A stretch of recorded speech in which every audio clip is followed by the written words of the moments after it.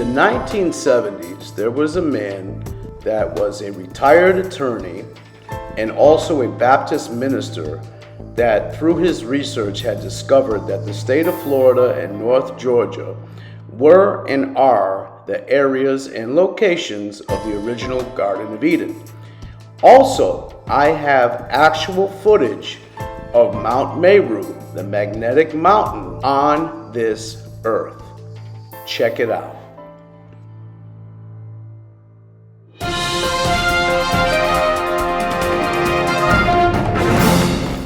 Destruction cometh, and they shall seek peace, and there shall be none. But E. Calloway is content, for he has found the Garden of Eden. The truth makes you free, says a country lawyer. I've studied the Bible and walked these woods, and I can prove that this is paradise. And the Lord planted a garden eastward in Eden, and there he put the man whom he had formed. This sacred spot, contends Calloway, is here to the east of the Apalachicola River in the unspoiled country of the Florida Panhandle. Here grow trees pleasant to the sight, including gopher trees, the long-needled torreya which Noah used to build the ark. A Baptist minister, Calloway started his search after discovering several petrified logs of the wood near the park. That says the wood's afire, he says of the discovery, and here his quest ends, where the river winds its way through the green loveliness of his Eden, all described and documented in his book. Well, Mr. Calloway, you say that this is the Garden of Eden. There it is. I think about in the center of the garden, north and south. The Garden of Eden, east and west, is not over 10 miles wide, paralleling the river from Chattahoochee down to Bristol. But you're right in the center of it here at Torreya State Park, north and south, between Chattahoochee and Bristol. Well, now, according to the Bible, the Garden of Eden must have trees pleasant to the sight, and it must have gold and onyx stone and a river of 4 heads. Is this one of the rivers? This is the Pison River, which is mentioned in the 2nd chapter of Genesis, when it says, a river went out of Eden to water the garden and parted and became into 4 heads. The tree life from Chattahoochee to Bristol is the largest of any other area in the world. The Bible names 28 trees.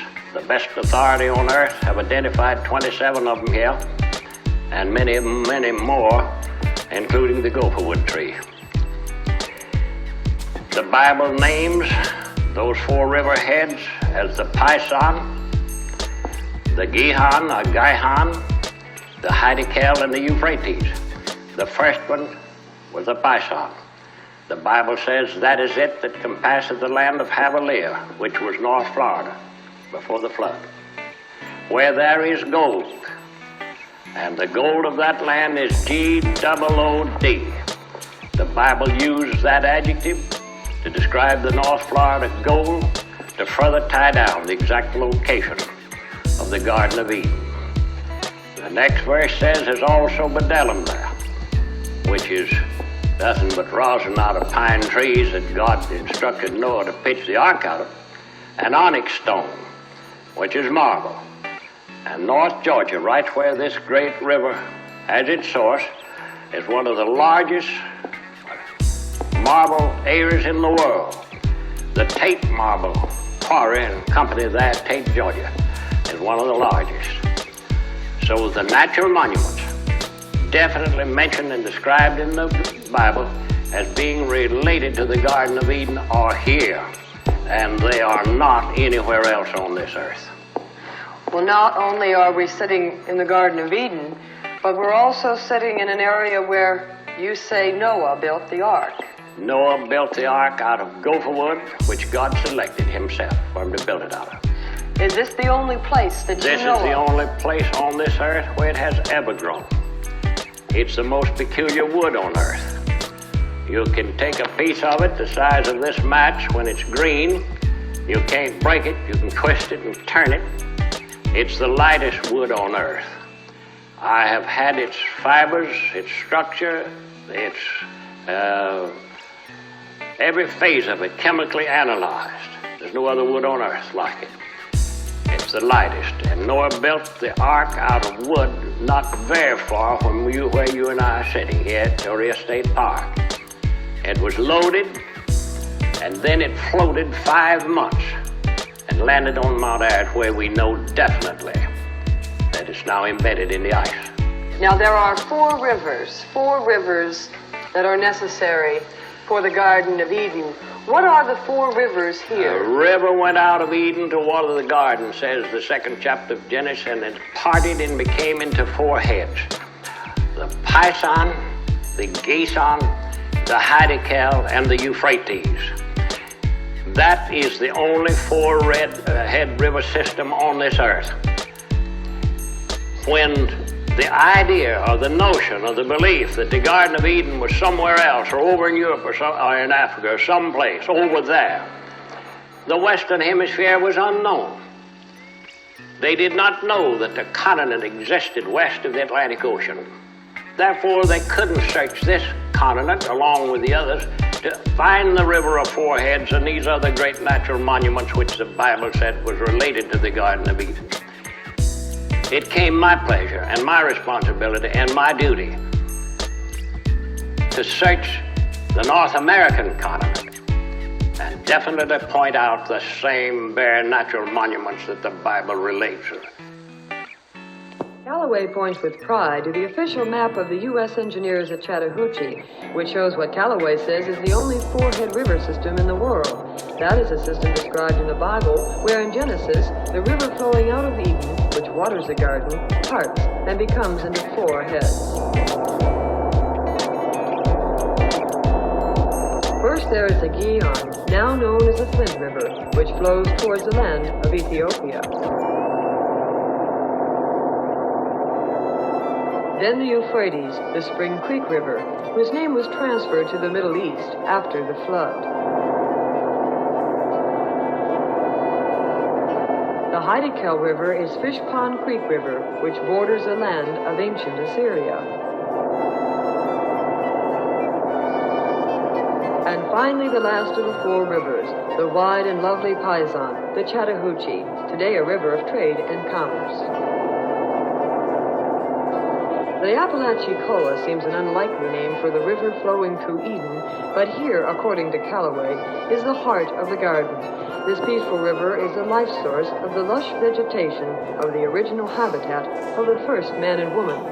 According to Callaway, the names of these rivers and the land surrounding them were transferred to the other side of the world when, after floating in the ark for 40 days and 40 nights, Noah and his family landed on Mount Ararat in Turkey. The legend of the Bountiful Garden, too, was transferred to the Middle East, where archaeologists have searched in vain for a four-head river system, such as described in the Bible. Well, Mr. Callaway, everyone knows the story about the Garden of Eden and the Tree of Knowledge. Do you know where the Tree of Knowledge existed in this garden, and was it an apple tree? The word apple, or the plural apple, is not even mentioned in the book of Genesis. That's been added on by fiction and superstition. The Bible mentions apple or apples 3 times, but it's speaking of the apple of the eye because it's in the shape of some apples, you know. The tree of knowledge of good and evil is a spiritual tree. God told Adam and Eve in the Garden of Eden in the 16th verse of the 2nd chapter of Genesis, of every tree of the garden, of the fruit of every tree of the garden, thou mayest freely eat. There was not any forbidden fruit in the garden. But he told them in another verse, there's one in here, that if you eat that, you shall die. That's the fruit of the tree of knowledge of good and evil. Mother Eve thought a good long time before she made up a decision whether or not to eat the fruit of the tree of knowledge of good and evil. And she decided that she'd rather live the 70 years that God had promised them by knowing good from evil and then die, rather than live on a parity with a totally insane person or an animal forever in paradise and never know right from wrong. We move on now to actual footage of Mt Meru. Now, take into account that this footage was taken with a fisheye lens. That's why there's curvature the way there is. Look at the magnetic forces sucking everything in. Yes, this hole in the clouds here is Mount Meru. It literally, this is the magnetic mountain. This is magnetic north. This is where Jesus and his people went when Satan was loosed from prison. The aurora borealis, the northern lights, are the representation of the glory resonating off of Jesus Christ. Look at this. This is actual footage of it. This is one of the most amazing finds and footage that there is. I can't believe it's, well, let me not even say it. It's going to stay up in Jesus Christ's mighty name. This is phenomenal, guys. Like, this is something here. This is really, really something. Enjoy.